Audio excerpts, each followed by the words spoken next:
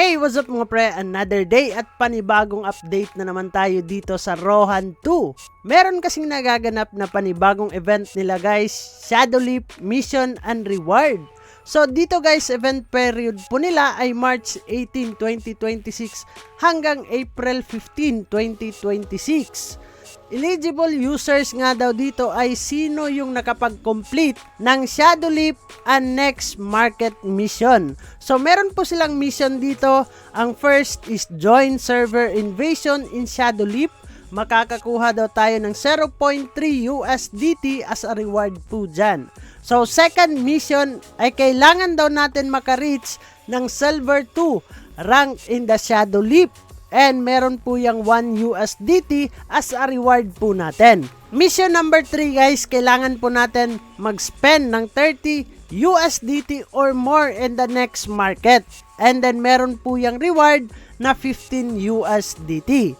Kung ma-clear daw natin lahat yung mission 1, 2, 3 guys, ay pwede tayong masali sa 100 USDT. Merong 50 winners will be drawn nga daw dito.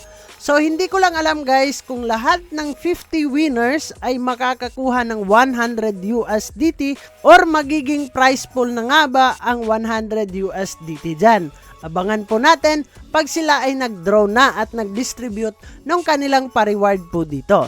At syempre guys, hindi natin makakalimutan ano nga ba ang requirements para tayo ay makapasok sa Shadow Leap. Kailangan po ay ang account natin ay level 50 or higher, mas maganda.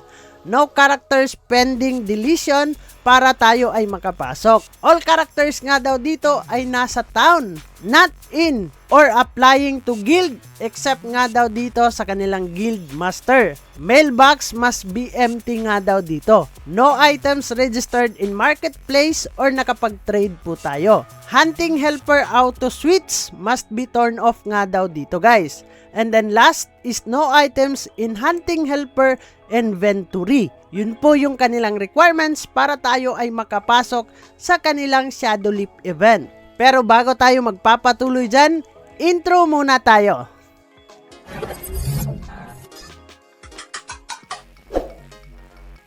So guys, ano nga ba ang Shadow Leap?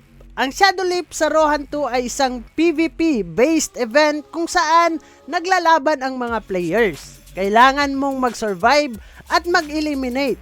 May ranking at rewards, depende po yan sa mga performance po natin. Hindi ito basta farming lang. Skill plus strategy ang labanan po dito. Kaya gayahin nyo to guys. Preparation.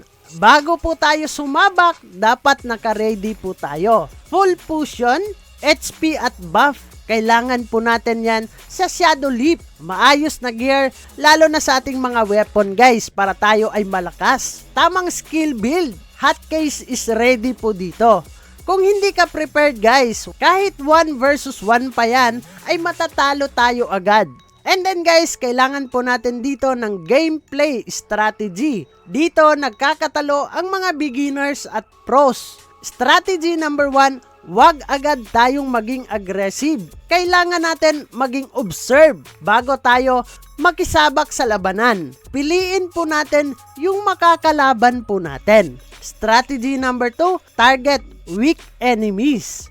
Wag agad malalakas yung lalabanan natin. Easy kills muna tayo para tayo ay makasabay hanggang matapos yung event. Strategy number 3, positioning is the key nga daw dito. Iwas sa gitna ng clash. Huwag maging hero guys, madali tayong mamamatay. Hanap tayo ng safe spot, hindi pa hiruhan ang labanan po dito. Kailangan lang natin magpalakas. Kailangan nating tandaan guys, hindi paramihan ng labanan dito. Paramihan tayo ng panalo. Ganon ang mechanics ng Shadow Leap. Dito naman tayo sa rewards and farming. Bakit sulit ang Shadow Leap? Pwede tayong makakuha dito ng rare drops, event currency, at ranking rewards. Progress boost sa character po natin.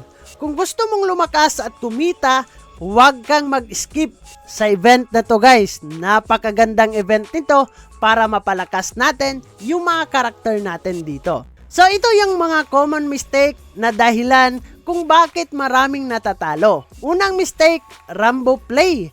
Pasok agad, patay agad, basta bahala na, game na tayo dyan.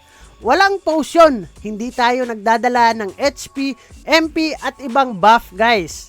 And then next, hindi marunong umatras, parang si Magellan. Itataya lahat ng buhay guys. Walang nananalo pag ikaw ay hero character dito. And then last dito sa ating common mistake ay mali ang target. Kahit mataas pa yung life, sinusugod mo na.